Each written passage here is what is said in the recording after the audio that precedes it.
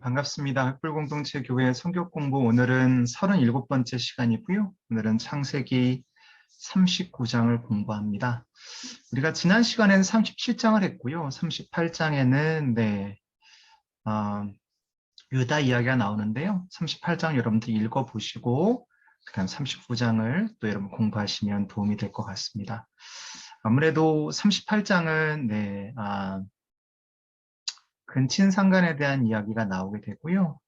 39장에서 요셉은 여러분이 이미 아시는 내용이겠습니다만은 보디발의 아내의 유혹을 이기는 장면이 나옵니다.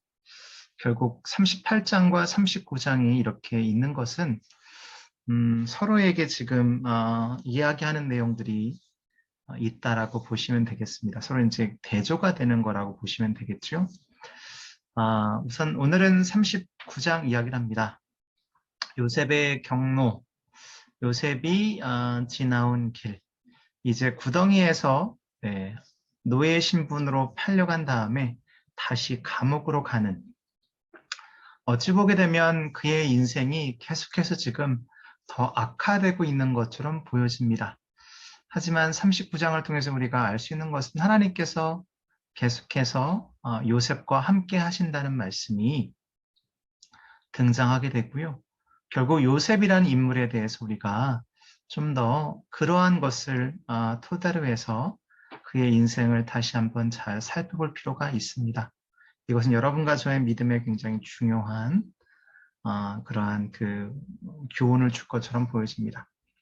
39장은 이렇게 우리가 정의할 수 있을 것 같습니다. 왜 선한 사람들은 고통이 없어야 됨에도 불구하고 왜 선한 사람들이 고통을 당하는가? 39장 보게 되면 요셉은 노예로 팔려온 다음에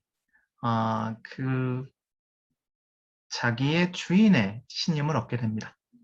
그래서 모든 종들 중에 가장 으뜸이 되었고요. 또한 모든 자기 그 주인의 재산을 관리하는 자로 삶을 살게 됩니다. 즉 요셉은 매우 성공한, 물론 노예라는 신분 때문에 성공이라는 말을 붙이기 좀 애매합니다만은 그래도 다른 종들에 비해서 매우 성공적이고 모든 것을 다 누릴 수 있는 그런 위치까지 올라갔습니다. 하나님이 그와 함께 하셨기 때문이라고 볼 수 있겠고요. 두 번째는 우리는 어떻게 유혹을 이길 것인가? 이제 우리가 39장의 가장 중요한 이야기는 바로 보디발 아내의 유혹을 이겨낸 요셉입니다. 유혹을 이겨냈지만 그것이 그로 하여금 더 그의 인생을 힘들고 비참하게 만드는 것이 되었습니다. 하지만 과연 그것이 나쁜 것만일까 생각해 봐야 될 것 같습니다. 세 번째, 결국 요셉의 삶을 통해서 우리는 하나님은 어떤 방식으로 요셉의 삶을 계속해서 인도하셨고 하나님은 또한 어떠한 방식으로 여러분과 저의 삶을 인도하시는지에 대해서 우리가 공부할 수 있을 것 같습니다. 요셉은 매우 중요한 인물입니다. 우리 계속해서 요셉에 대한 이야기를 우리가 다루고 있는데요. 그 이유 중에 하나는 아무래도 요셉처럼 어렸을 때부터 그 다음에 노년 때까지 그의 전 생애가 성경에 기록된 인물은 사실 많지 않습니다. 또 하나는 창세기와 그 다음에 나오는 모세를 통해서 이제 이스라엘 민족이 애굽에서 나와서 다시 하나님의 약속의 땅으로 가는 그 출애굽기 사이에 매우 중요한 다리 역할, 연결을 하는 그러한 역할을 요셉이 하고 요셉의 삶이 그러한 것이었기 때문에 아마도 굉장히 비중 있게 다뤄진 것 같습니다. 자, 요셉은 어떠한 사람이었는가? 39장을 통해서 우리가 알 수 있는 것은 고난 가운데서도 형통한 요셉이었습니다. 여호와께서 요셉과 함께 하심으로 그가 형통한 자가 되어 그의 주인 애굽의 사람의 집에 있으니 그의 주인이 여호와께서 그와 함께 하심을 보며 또 여호와께서 그의 범사에 형통하게 하심을 보았더라. 여호와께서 요셉과 함께 하심으로 그가 형통한 자가 되었다. 형통, 여러분이 잘 아시는 것, 형통이죠. 우리가 가장 좋아하는 것 만사형통. 네, 그렇습니다. 만사형통은 모든 일이 뜻대로 잘 되고 번영된다. 목적한 바를 이룬다라고 되어 있습니다. 성공을 의미하죠. 재미있는 것은 오늘 39장의 2절과 3절, 또한 23절 말씀에 계속해서 범사에 형통하게 아니면 다른 성경 말씀으로는 모든 일을 성공적으로라고 되어 있습니다. 아무리 봐도 이게 성공인지 모르겠습니다. 노예 신분이었고 이제는 죄수가 되었는데 39장의 가장 중요한 주제는 바로 형통이었습니다. 또한 믿음도 있습니다만 그런 의미에서 여러분들이 형통이라는 것에 대해서 다시 한번 생각할 필요가 있습니다. 최근에 저는 모든 일이 잘 되는 것 같진 않지만 제가 계획하고 준비하는 것들이 조금씩 매우 천천히 움직이는 것을 보게 될 때 이 요셉을 생각했습니다.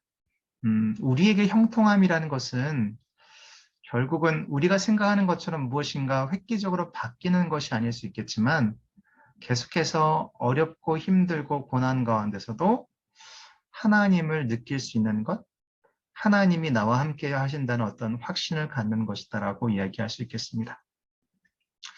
요셉의 믿음은 고통 중에서도 하나님을 전적으로 의지하였습니다. 믿음이란 여기 지금 그림에 나와 있는 것처럼 우리가 갈 바를 알지 못해도 믿음을 믿고 말씀을 믿고 순종하여 앞으로 나아가는 것을 믿음이라고 얘기합니다. 고린도후서 5장 7절 말씀 보게 되면 그것은 우리가 보이는 것으로 살지 않고 믿음으로 살기 때문이다. 즉 우리의 눈에 보이는 것으로 사는 것이 아니라 우리 눈에 보이는 것, 만져지는 것으로 사는 것이 아니라 우리는 믿음의 눈이 띄어져서 하나님께서 우리에게 어떻게 나아갈지도 모르고 무엇을 해야 될지 모르는 상황 가운데서도 하나님이 이끄시는 대로 우리가 순종하며 나가는 것을 이야기합니다. 여러분 잘 아시는 히브리 11장, 우리 믿음장이라고 하는데요. 거기 보면 요셉에 대해서 얘기하면서 믿음으로 요셉은 죽을 때에 이스라엘 백성이 이집트를 빠져나갈 것을 말하고 또한 그때 자기의 뼈를 가나안 땅에 묻도록 지시합니다. 그래서 실질적으로 요셉의 뼈를 이스라엘 민족이 취해서 함께 가나안으로 가져가게 되지요. 참된 형통과 믿음은 요셉의 성품 가운데 나타나는 것처럼 여러 요셉의 상황 가운데 우리가 목격하는 것처럼 가장 불편할 수 있는 그 환경 속에서도 하나님의 선하심을 믿고 그 불편한 상황 가운데서 가장 최상의 것을 우리가 만들어내는 것이 바로 노예 가운데서도 노예의 모든 것을 컨트롤하는 그러한 장이 됐던 것처럼 그의 상황이 바뀌진 않았습니다. 노예라는 신분이 변하진 않았습니다만은 그 환경 가운데 가장 최상의 것을 얻을 수 있는 그러한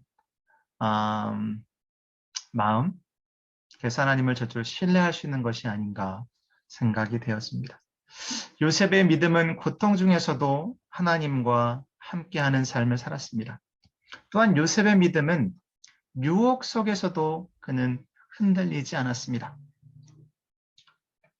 말씀 보니까 6절에 요셉은 밑에입니다. 건장하고 잘생긴 미남자였다. 그러니까 이제 보디발의 아내가 이러한 요셉을 탐냈던 것 같습니다.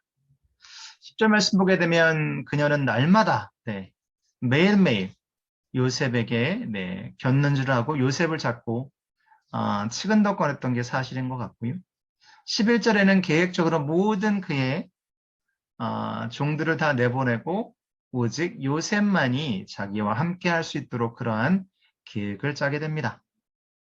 그 이후에 요셉이 모든 것을 다 거부하고 도망치자 결국은 그녀는 자기가 혹시 이 부분에 대해서 문제를 일으켰다는 부분이 들킬까봐 그녀는 요셉에게 모든 혐의를 다 뒤집어 씌우게 되죠. 근데 19절 말씀 보게 되면 보디발이 요셉을 감옥에 가둔 건 맞지만 실제로 만약에 보디발이 노예 하나 죽이는 것이 그렇게 어렵지 않은 신분에 있었다고 본다면 어쩌면 보디발이 누구에게 화를 냈는지는 제가 볼 땐 좀 불분명해 보입니다. 즉 요셉이 어떠한 인물인지 보디발은 알고 있지 않았을까라는 생각을 하게 됩니다. 아무리 억울하고 힘든 상황이 있다 할지라도 우리가 그 전까지 우리의 삶의 모습이 어땠는지가 어쩌면 이 모든 상황 가운데서 우리에게 어, 교훈이 되는 그러한 이야기가 아닌가 생각이 되었습니다. 요셉은 유혹 속에서 이렇게 이야기를 하죠. 그런즉 내가 어찌 이 큰 악을 행하여 하나님께 죄를 지으리까. 자, 여기에는 많은 부분이 담겨져 있는데요. 우선 형통함 뒤에 오는 유혹이 있습니다. 작은 어떠한 승리를 우리가 취하게 되면 그 뒤에 바로 사탄이 우리에게 유혹을 주게 되죠.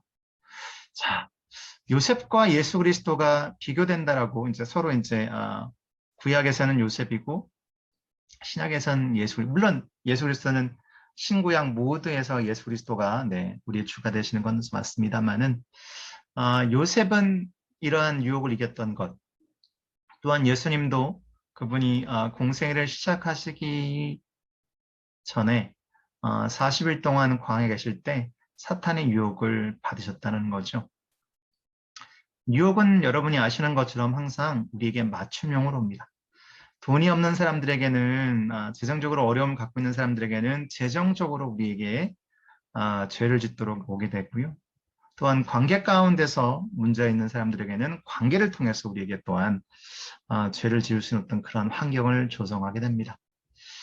즉 죄라는 것은 또한 사탄이 우리를 치는 방식은 우리에게 딱 맞는 것, 우리가 정말 필요로 하는 것, 어쩌면 하나님과 그 필요한 것 사이에서 갈등할 수 있는 그런 가장 최상의 것을 우리가 갖고 오기 때문에 항상 무엇보다 우리의 마음을 잘 지키는 것이 중요해 보입니다.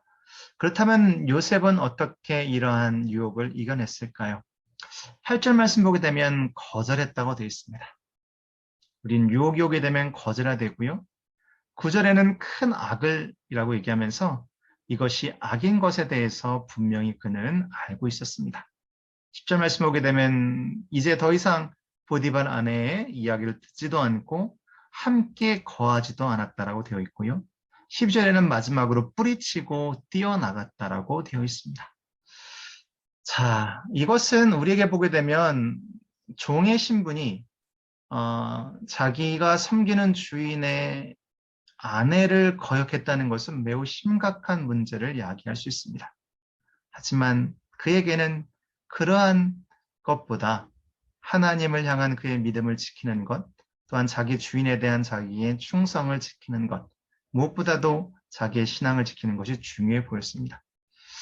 여러분이 어떠한 삶을 살게 되고 여러분이 어떠한 결정을 하게 될 때 마치 그것이 지금 여기 그림에서 보이시는 것처럼 마치 정말 맨땅에 헤딩하는 것 같고 정말 내가 손해보는 것 같다 할지라도 믿음을 지킴으로 인해서 받는 고난은 하나님께서 분명히 그 모든 고난과 어려움 속에서 여러분들을 건지실 거라는 것을 믿으시길 바랍니다. 자, 그렇다면 앞에서 얘기했던 내용을 좀 더 정리하면 이렇습니다. 우선 책임감이 있었습니다. 우리에게 있어서 가장 중요한 것은 책임감입니다. 우리의 가족에 대한 또한 우리가 사랑하는 이들에 대한 책임감이 필요하고요. 마태복음 12장 36절 다시 읽겠습니다. 마태복음 12장 36절 말씀 보게 되면 내가 너에게 말한다. 사람들은 심판날에 자기가 말한 온갖 쓸데없는 말을 해명히 할 것이다 라고 성경은 얘기해주고 있습니다. 그 다음에 아까도 얘기한 것처럼 그는 이것이 큰 죄라는 것을 알고 있었습니다. 죄는 우리가 간단하게 설명하면 죄는 우리가 얼마 전에 한 달쯤 됐죠. 우리 그 올림픽에서 양궁이 금메달을 땄는데요. 마치 죄라는 것은 화살이 관역을 향해서 가는데 관역에 미치지 못하거나 관역을 지나가거나 빗나가는 것을 죄라고 얘기합니다. 이 얘기는 뭐냐면 이 화살은 정확하게 관역을 향해 가야 되는데 다른 데로 가거나 그것에 미치지 못하는 것을 얘기하는 거죠. 결국 죄를 안다는 것은 우리가 항상 세 번째 하나님을 기억한다는 것과 똑같습니다. 마치 하나님 앞에 선자와 같이 우리의 삶을 늘 그러한 모습으로 생각한다면 우리는 하나님 앞에서 죄를 지을 수 없다라는 거죠. 또한 여기 나와 있는 것처럼 그는 모든 상황을 다 거절하고 그 상황을 피하려고 했습니다. 마지막으로 그는 벗어나고 반대로 뛰어갔죠. 고린전서 6장 18절 말씀 보게 되면 음란을 피하라고 되어 있어요. 즉 이것은 단순히 그냥 우리의 마음으로 피하는 것도 있지만 그 현장을 빠져나가는 우리의 육신도 함께 피하는 것도 필요하다라고 보여집니다. 무조건 뛰어가야 됩니다. 재밌는 것은 이러한 모든 어려운 역경과 고난, 자기가 억울할 법한 그런 내용 가운데 성경은 요셉의 심정을 기록하지 않습니다. 하지만 21절에 이 말씀이 있습니다. 여호와께서 요셉과 함께 하시고 그를 축복하셨다라고 되어 있습니다. 즉 하나님께서는 그에게 매우 그에게 필요한 그러한 사랑을 베풀어 주셨습니다. 근데 하나님의 사랑이라는 것이 여러분 우리의 모든 문제를 해결해 주는 것이 하나님의 사랑의 모습이 아닐 때가 있습니다. 즉 우리의 모든 환경을 지금 바꿔놓는 것만이 하나님의 사랑이 아닐 수 있다는 얘기죠. 하나님의 사랑은 그분이 우리와 함께 눈물을 흘려주시기도 하고 우리를 안아주기도 하시고 우리에게 계속해서 하나님이 우리와 함께 하신다는 것, 그것을 우리에게 가르쳐 주시는 겁니다. 즉 이것은 우리의 삶이 지금 바뀌거나 변화되지 않는 그러한 환경일 수도 있다는 얘기입니다. 하지만 우리의 마음이 그리스도와 함께하고 하나님의 사랑과 함께한다면 그 모든 어려움과 역경을 이길 수 있다는 겁니다. 때로는 하나님의 가장 위대한 사랑은 우리의 손을 잡아주시고 우리의 지금 어려운 인생의 길을 한 걸음 한 걸음 뛸 때마다 우리와 동행하시는 것일 수 있습니다. 오늘 39장을 공부했는데요. 39장을 통해서 우리가 배우는 이 교훈은 뭐냐면요. 우선 형통의 주체는 하나님이십니다. 아무리 우리가 만사형통이란 말을 해도 우리가 형통함이라는 것은 하나님이 우리와 함께 하실 때만 가능한 것입니다. 또한 인생은 때로 우리를 고난으로 몰고 갑니다. 이 얘기는 뭐냐면 우리 어르신들도 많이 말씀하시는데요. 우리가 우리의 인생을 막 좌지우지할 수가 없어요. 우리가 그렇게 한다고 생각하는데 실제로 그렇지 않다라는 거죠. 우리는 어떠한 일이 내일 일어날지 모릅니다. 하지만 우리가 한 가지 확실한 것은 어떠한 상황에서도 하나님은 우리와 함께 하신다는 겁니다. 하나님은 때로 매우 조용히, 매우 천천히 우리의 삶에서 그분의 사랑을, 그분의 섭리를, 그분의 인도하심을 보여주십니다. 지금 하나님과 멀어지신 것 같고 하나님의 숨결이 느껴지지 않으실 때 조용히 그분의 말씀 묵상하며 그분께 기도하십시오. 하나님이 여러분들의 삶에서 하나님의 호흡을, 그분의 따뜻한 손길을 베풀어 주실 줄로 믿습니다. 다음 주에는 우리가 창세기 40장을 읽어봅니다. 이제 본격적으로 죄수의 삶을 사는 요셉이 그것에서 또한 우리가 이제 39장 후반절 보게 되면 마지막 말 그렇게 나오죠. 죄수 중에 또 죄수장이 되죠. 그래서 남의 꿈을 해석해주고 그것이 요셉으로 하여금 그 이집트의 왕인 바로를 만나는 계기를 마련해 줍니다. 자, 본격적으로 꿈을 해석하는 요셉과 그 이후에 요셉이 어떻게 신분 상승하게 되는지 배우게 될 텐데요. 계속해서 이 창세기 말씀을 통해서 우리의 인생을 또한 하나님의 우리를 향하신 그 계획을 배울 수 있길 바랍니다. 여러분 축복합니다. 사랑합니다. 한 주간도 승리하시고 다음 주에 뵙겠습니다. 감사합니다.